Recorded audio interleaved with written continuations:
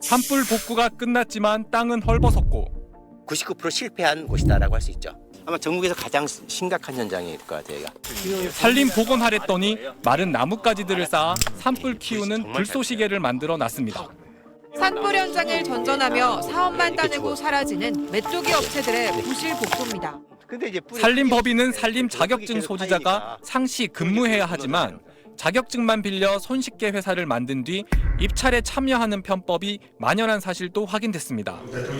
국무회의에서 SBS 보도를 언급한 이재명 대통령은 이런 구조적 부정 문제가 왜 이렇게 장기간 방치됐는지 담당 부처를 질타했습니다. 수년간 계속된 일인데 왜 산림청이나 농식품부는 지금까지 몰랐을까? 또 혹시 알고도 조치를 했는데 왜 조치 내용이 이렇게 부실했을까? 이른바 산불 카르텔 상황에 대한 파악과 문책, 근본적인 대책 수립도 지시했습니다. 입찰 보증금을 올리고 부정이 발견되면 보증금을 몰수하는 식으로 실질적 대책을 만들라는 겁니다. 행정제재는 이미 효과가 없잖아요. 아니 회사 새로 만들어가지고 벌떼 입찰하듯이 해가지고 한 다음에 회사 없애버리고 또 가서 딴 만들고 그 언론에서 보도 잘했던데. 이 대통령은 이번 일을 계기로 행정 전반의 비정상화의 정상화, 비효율의 효율화 문제를 전면적으로 점검하라고 주문했습니다. 산림청은 즉각 전수조사에 착수했습니다. 부실 운영이 의심되는 산림업체를 우선 선정해 집중 점검한 뒤 법 위반이 확인되면 면허 취소, 형사 고발 등 강력히 조치할 계획입니다. 또 특별사법경찰권 확보를 추진하고 신고 포상금 제도도 도입해 자격증 대여에 대한 민간 감시망을 구축하겠다고 밝혔습니다. SBS 배훈입니다. 산 중턱에서 시작된 불길이 순식간에 번져나갑니다. 검은 연기가 치솟고 주민들은 긴급 대피했습니다. 화마가 덮쳤던 인왕산 기차바위 인근 등산로. 전문가와 함께 직접 올라가 봤습니다. 2억여 원을 들여 불탄 나무를 치우고 소나무와 진달래를 심었다는 곳. 설계대로라면 1제곱미터당 소나무 2그루가 있어야 하지만 듬성듬성 빈 땅입니다. 1m 나무까지로 거리를 재며 확인해봤습니다. 소나무는 제곱미터당 한 주도 채 안 들어가 있죠. 많으면 한 주, 적으면 없고 뭐 그런 게 계속 반복되고 있습니다. 거의 식재되지 않았다라고 보면 되고요. 그나마 심어진 묘목들조차 살아남지 못하고 있습니다. 이게 막 이렇게 죽어가지고 이미 힘 안 줬는데도 다 막 쑥쑥 떨어져요. 해가 약간 안 보이는 시기예요. 여름 돼야 좀 잘 보이는데 죽은 거에 대해서는 하자를 한다고 들었어요. 모니터링 용역을 또 별도로 할 거라서. 하지만 다시 심는다 해도 문제가 해결될 가능성은 낮습니다. 화렵수 옆에 소나무와 진달래를 심었는데 잎이 무성해지면 그늘에 가린 묘목은 살아남기 어렵기 때문입니다. 비 생기게 되면 하부는 다 그늘이 됩니다. 그늘이 됐을 때 진달래나 소나무는 자랄 수가 없거든요. 그래서 여기에 식재된 나무는 거의 100% 한 2, 3년 이내에 죽을 거다. 문제는 여기서 그치지 않습니다. 복구 과정에서 맨흙이 드러났는데 손으로 밀기만 해도 쓸려 내려가는 상황입니다. 비만 오면 여기 전체가 다 쓸려 내려가서 저쪽에 토사가 쌓이겠죠. 더 크게 내려가면 이제 계곡을 따라서 큰 산사태로 이어지는 것이고요.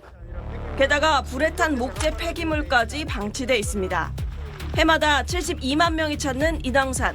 세금을 들여 복구한 산이 3년이 넘도록 회복되지 못하고 있습니다. SBS 노유진입니다. 7년 전 시뻘건 불길이 산을 집어삼켰던 강원도 강릉. 다시 찾아가 봤습니다. 복구를 마쳤는데 산등성이 너머까지 헐벗은 맨 땅이 그대로 드러나 있고 어린 나무들은 대부분 말라 죽었습니다. 활착률이 한 어느 정도 된다고 보세요? 99% 실패한 곳이다라고 할 수 있죠. 아마 전국에서 가장 심각한 현장일 것 같아요. 또 다른 산불 복구 현장.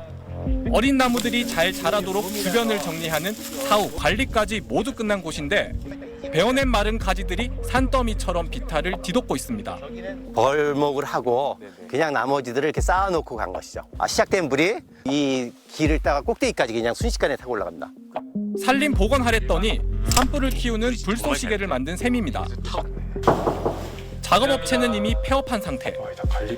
경위를 물으러 당시 대표 명의의 또 다른 산림업체로 찾아갔습니다. 그럼 여기에 회사가 있었던 적이 한 번? 혹시나 내가 18년 됐어요. 19년째 지금. 2층은 우리 집이요. 주택. 서류상 주소만 있는 페이퍼 컴퍼니였습니다.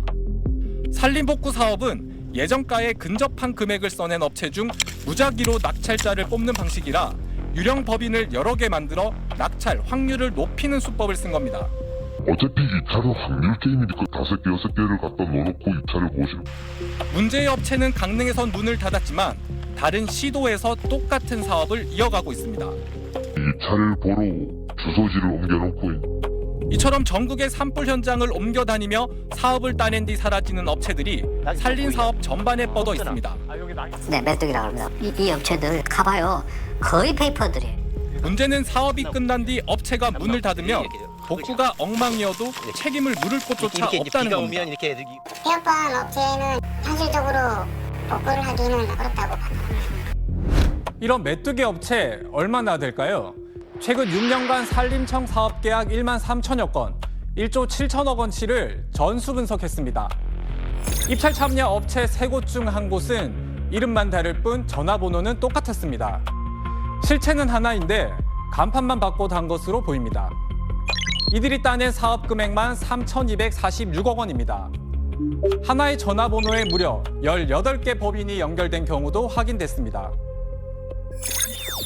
시도까지 넘나들며 사업 따낸 업체는 230곳. 이들의 낙찰액은 2,100억 원이 넘었습니다. 메뚜기 업체들이 산불 현장을 훑고 가는 사이 우리 산의 회생기에도 사라지고 있습니다. SBS 배훈입니다. 복구가 끝났다는 현장.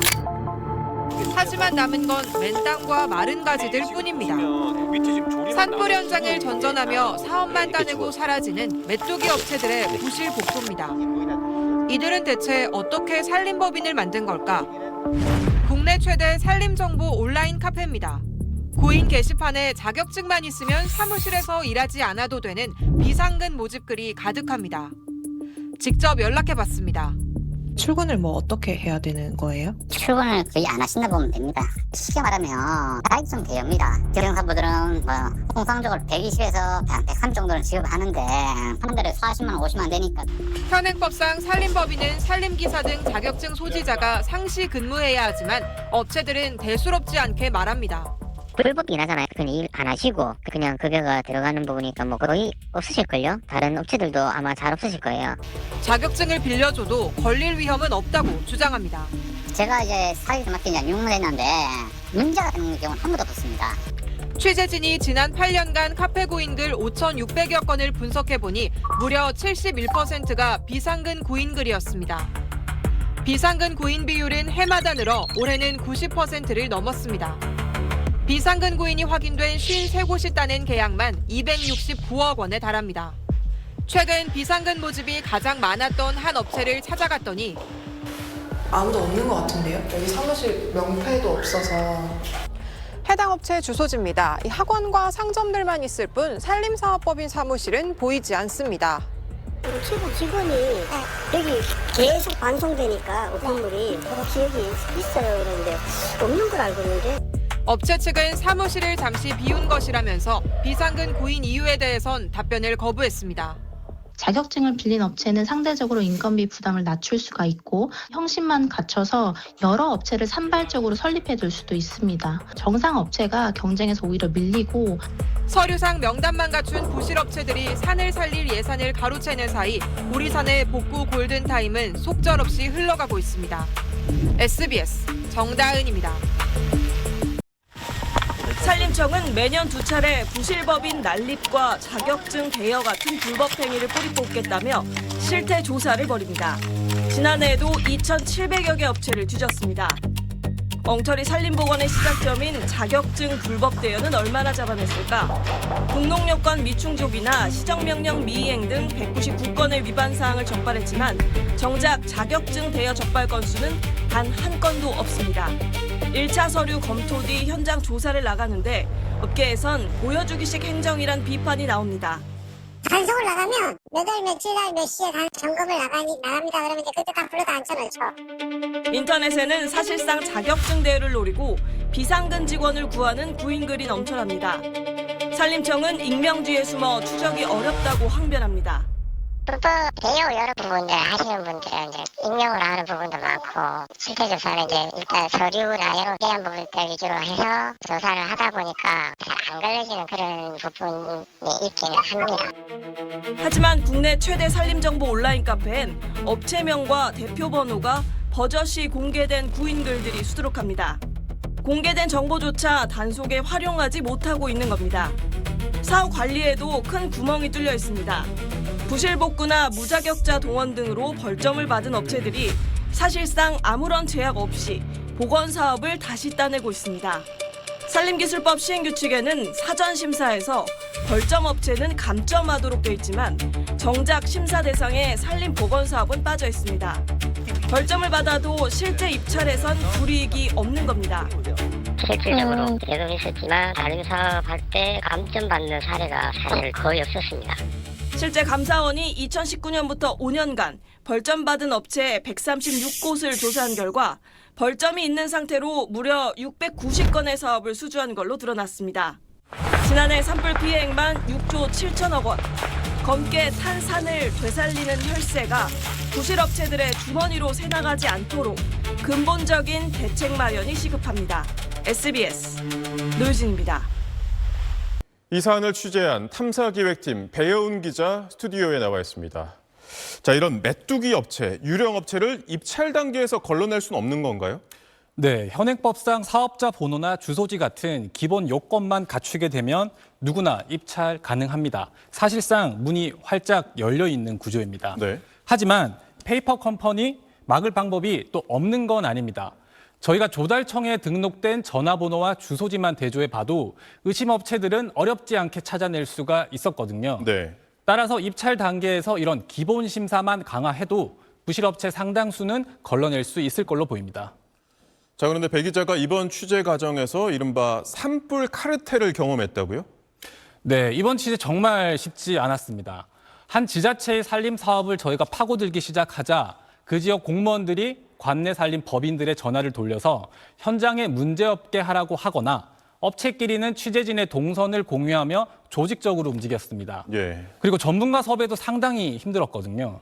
이번 취재 과정에서 많은 도움을 준 업계 사정의 정통한 분 말로는 산림 전문가 상당수가 산림청 용역이나 자문에 얽혀 있다 보니 취재에 응하기 어려울 거다라고 기뜸해 줬는데 실제로 그랬습니다. 네. 자문이 거절되는 일이 잇따랐고 결국 서울 인왕산 점검하는데 부산에 있는 교수님이 먼 길을 올라와야만 했습니다. 네.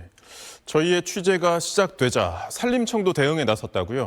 네, 저희가 산림청에 정보공개 청구와 그리고 공식 질의를 보낸 직후에 산림청은 곧바로 보도자료를 통해서 4월부터 6월까지 불법행위 집중 단속 계획을 발표했습니다. 네. 저희 질의 내용이 사실상 보도자료에 거의 그대로 담긴 셈인데요. 이는 산림청도 문제를 알고 있었는데 손을 놓고 있었다는 반증이기도 합니다. 자격증 대여 형사 고발 그리고 부실업체 벌점 적용 등 대책의 방향은 맞습니다. 하지만 보여주기식 발표에 그치지 않고 실효성 있는 단속으로 이어질지는 저희가 계속 지켜보도록 하겠습니다. 네, 후속 취재도 기대하겠습니다. 배용 기자 잘 들었습니다.